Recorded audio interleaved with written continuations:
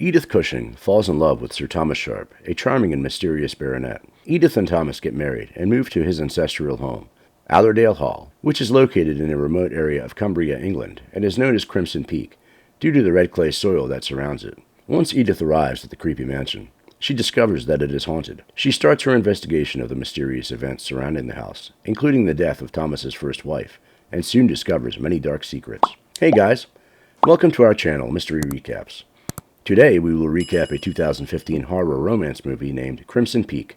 To know what happens later, keep on watching the video and don't forget to subscribe to the channel. Long ago, in the frigid winter of the 19th century, a young woman's beliefs in the paranormal were shaken to their core. Bloodied and trembling, she stood in the snow, confronting her first ever ghostly encounter. The ghost was none other than her dearly departed mother, who had fallen victim to the deadly black cholera and had been buried in a sealed coffin. Yet on this fateful night, her mother's ghost returned to her, delivering a haunting warning about a place known as Crimson Peak. Fast forward 14 years, we are introduced to Edith Cushing, a budding writer of ghost stories. Edith is the daughter of a wealthy businessman, Mr. Carter Cushing.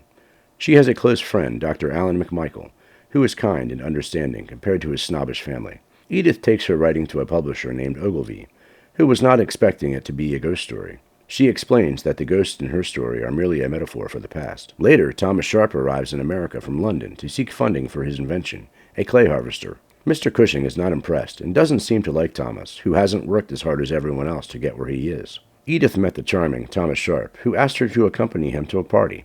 Despite initial skepticism from her father and friend, Edith found herself drawn to Thomas. However, her friend, Dr. Alan McMichael, showed her eerie ghostly photos and warned her to be careful of her friendship with Thomas. As the story unfolds, a private investigator hired by Edith's father uncovered the dark secrets that Thomas and his sister Lucille were hiding. At a dinner party, the investigator revealed his findings and bribed Thomas and Lucille to leave the country. He also instructed Thomas to break Edith's heart for the check to clear. Edith receives a letter from Thomas, confessing that Mr. Cushing had paid him to break her heart and leave. She cannot resist the magnetic pull she feels towards Thomas and meets up with him, where the two share a passionate kiss. However, the news of Mr. Cushing's brutal murder shakes Edith to her core. The unknown assailant had smashed Mr. Cushing's face into the sink repeatedly, killing him. What do you think? Who killed Mr. Cushing? Let us know in the comments section. At Mr. Cushing's funeral, Edith is met with the sight of Thomas, now her husband, by her side, wearing the ring previously worn by Lucille. They arrive at Thomas's manor, Allerdale Hall, located in Cumberland, England, and are greeted by a servant named Finley. However, the large and beautiful mansion is in a state of disrepair, with a large hole in the ceiling and red clay seeping from the floorboards, looking like blood. When Edith looks in the mirror, she sees the ghostly shadow of a woman walking behind her and believes it to be Lucille. Thomas reassures her that it was just a shadow, but warns her never to take the elevator to the lower level. As Edith and Thomas reunite with Lucille, Thomas embraces Lucille in an intimate hug. Just as Edith and Thomas were going to the room, Edith asked for the house keys, but was refused by Lucille. Later, in a conversation between Thomas and Lucille, it is revealed that they are solely after Edith's money. Thomas even admits to leaving her dog out to die for an undetermined amount of time. One day, as Edith takes a bath, she realizes she is being watched by a ghostly figure and begins to feel that something is off. She discovers that the ghostly figure is none other than a creepy red ghost, who seems to be following her every move. Thomas tries to calm her nerves by giving her some tea, but she can't shake the feeling that something is not right. Lucille is seen lurking outside the bathroom, eavesdropping on their conversation. Edith wakes up to the sound of Lucille playing the piano, which echoes throughout the entire house. Edith recounts her childhood with Thomas, and seems to harbor resentment towards their mother. Despite this, Edith and Thomas have yet to consummate their marriage, as Thomas wants to respect Edith's time to mourn her father. Edith's curiosity leads her to the attic, where she finds a cluster of black moths gathered in one area. This sight is foreboding, as black moths are sometimes seen as the messengers of death, and can be a warning that someone is trying to harm you. When Edith entered Thomas's workshop, she sees numerous toys he made for his sister Lucille. Thomas confides in Edith about the family's financial struggles due to their traveling father. The two begin to share a passionate kiss in front of a creepy mannequin head, but their intimate moment is interrupted by Lucille's arrival with some tea. One night, Edith wakes up to find herself alone and hears a woman singing in the distance. She grabs a candle and starts exploring the dark mansion on her own. She encounters a ghostly goat, chases through an elevator shaft, and finds a chest with mysterious initials. The next day, she asks Thomas about the rumors of a violent death in the house, but he dismisses her. Meanwhile, back in New York, Alan is investigating the suspicious death of Mr. Cushing and finds a connection to Thomas. Edith begins to cough out blood and has a terrifying encounter with a ghost. However, Thomas and Lucille brush it off as bad dreams. The siblings were determined to use Edith for her wealth and plan to dispose of her after she signs over her late father's fortune. What do you think? Will the two siblings be successful in their struggles? Let us know in the comments. The next day, Thomas takes Edith into town.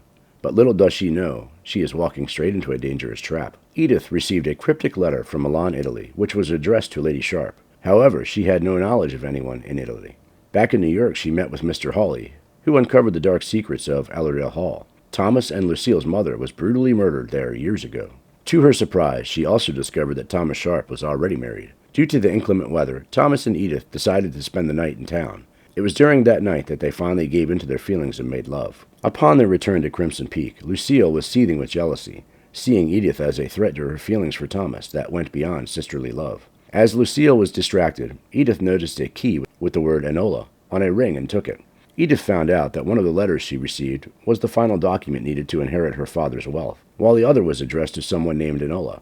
She went to the lower level of the house and used the key to open the Enola chest.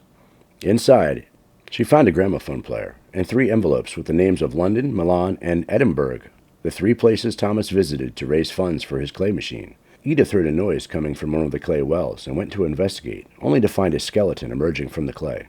On the surface, Thomas's machine was finally working properly, but Lucille became suspicious when she noticed the Enola key was missing from the keyring. Edith tried to hide the key by pretending to be sick, but Lucille caught on to her ruse. That night, Edith played the tape she found on the gramophone player, which revealed the Sharp siblings' dark intentions. The tapes were recorded by a woman named Pamela Upton, who was one of the many women that Thomas married for her money to fund his clay machine. Lucille and Thomas were poisoning Pamela, just as they had done to Edith and 2 other women, Margaret McDermott and Enola Sciatti. Thomas and Lucille killed 3 women, not only for their money, but also to restore their family's tarnished reputation.